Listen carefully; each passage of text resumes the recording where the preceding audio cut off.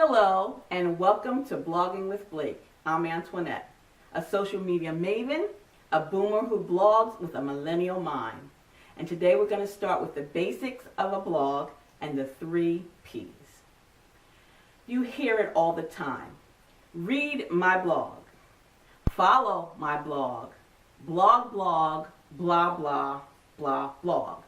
But what is a blog? A blog is a simple online journal, a weblog. I grew up in the 60s, so I had a diary. As a matter of fact, I still have that diary. Yep, this is actually my diary from 1973.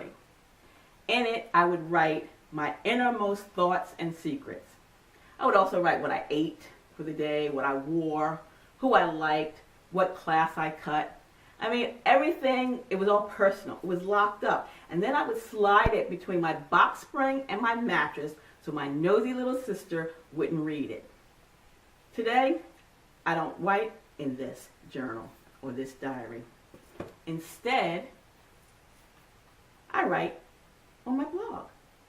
It's open. There's no lock. There's no key. The entire world can read it. It's a different world. Social media is here to stay. The horse has left the gate. It's the new white picket fence. It's where people like to share and care and inspire. Yes, I know there's a lot of negative noise out there, but actually people who want to find others like them find that blogging is the best way to do it. Now, you think about it. Who blogs? Anyone can blog. I blog and you blog, right? You're a blog. Yeah, you're a blogger, right? Okay, let me ask you this. Have you ever tweeted or retweeted, liked or shared a post on Facebook, pinned a picture to Instagram, Flickr, stumbled upon, logged in at Foursquare? If you've done any of them, or all of them, you're a blogger. Because those are all micro-blogging platforms. And Twitter is the most popular at 140 characters or less. So you're a blogger if you do any of those. But if you think about it, who can blog? Teachers, preachers, doctors, lawyers, teens, tweens, and everybody in between can blog. But just because anyone and everyone can blog, should everyone and anyone blog? No. Test the waters. This is an investment of your time. It's free. All you need is the internet, access to the internet and a laptop or a workstation. But it's a lot of time. You don't need to have a high school diploma, GED, a college degree, none of that. You just have to have the first P. And that first P is passion.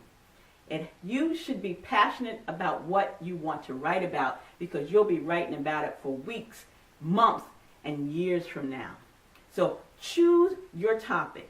Choose your niche. You've probably heard that before. It's your passion. It could be golfing. It could be gardening. It could be skydiving. It could be travel. It could be wine. It could be food. It could be fashion. It could be anything. What is it that you would love to talk about? When you go to a library or to a bookstore, what section do you gravitate to?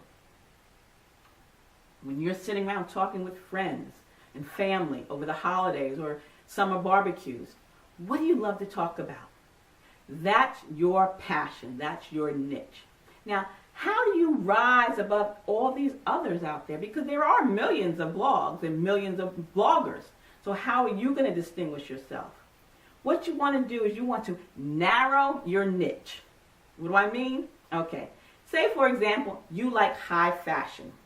Well, choose high fashion shoes, high fashion boots, purses, fashion in New York or fashion in London. Perhaps it's gardening, fruit gardening or vegetable gardening, gardening on the East Coast, gardening on the West Coast. Parenting, maybe it's parenting special needs kids or multiples. It could be anything, but narrow that niche so that you get more eyes on your blog. That's how you lessen your competition, and then when you think about it, the advertisers may say, oh, she's pretty interesting. Let me see if I can work with her. And we'll talk about that later when you think about monetizing your blog. The second P is your purpose. Why are you writing the blog? Are you writing the blog because you want to inspire? Maybe you want to entertain, educate, or you just simply want to keep in touch with your family, your friends, or like-minded people. Your passion and your purpose goes hand in hand. But the most important P is perseverance.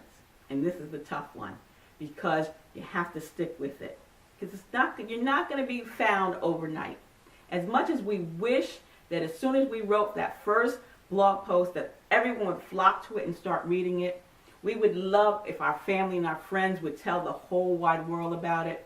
But that's not going to happen. Trust me.